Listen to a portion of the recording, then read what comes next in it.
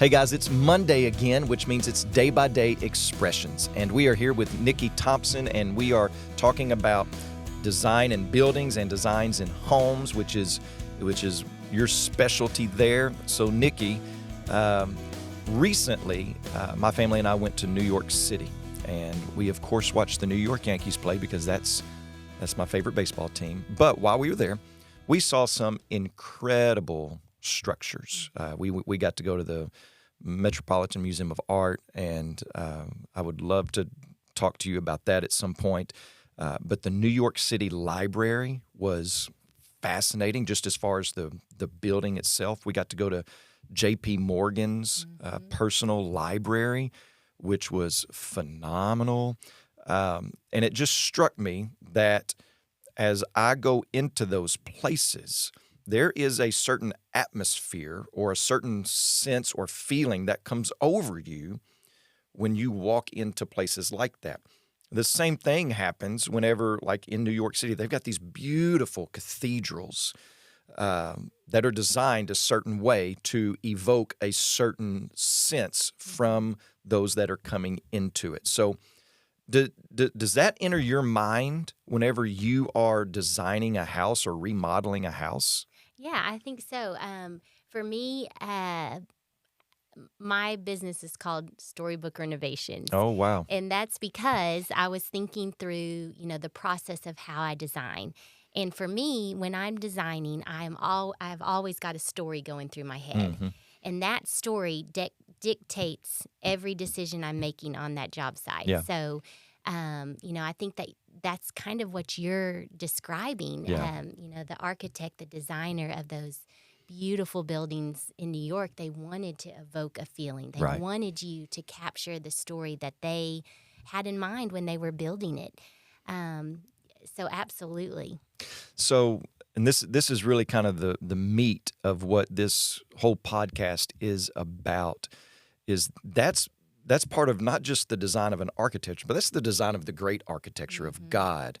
That whenever you're remodeling a house, you're not just thinking about functionality. Like it's got to have a bathroom and it's got to have a bedroom and all that stuff.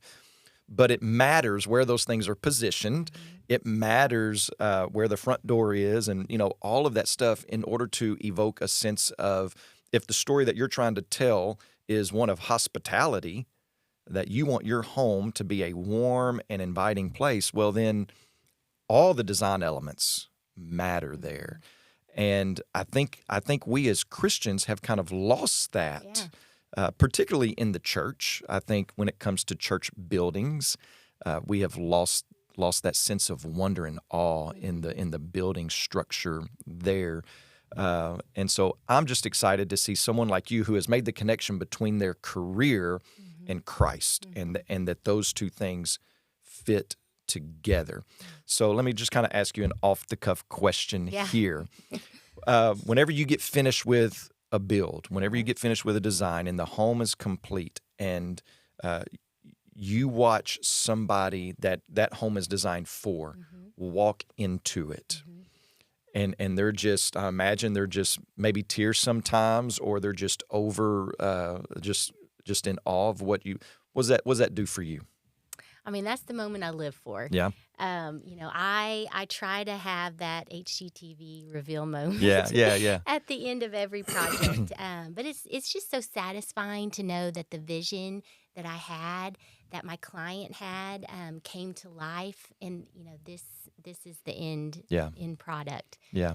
And it's almost like a moment of worship, because I imagine when they walk in, that the expression for them is not, this is exactly how I saw it, and so good job, but rather it's probably like, I never imagined. Exactly. Yes. I never dreamed it could be like this, and that's a moment of worship there. That's being overtaken by the beauty of something, by the excellence of something, and like you said, those are the moments you live for, because they ultimately honor and exalt who God is and how He has crafted us to be people of worship. And so I'm excited to continue this conversation next week as we continue to talk about truth, goodness, and beauty, but maybe even get into some practical things, especially as we're moving into the holiday season, of if we're looking to make a warm environment for family coming in for Thanksgiving. What are some tips, tricks, things like that?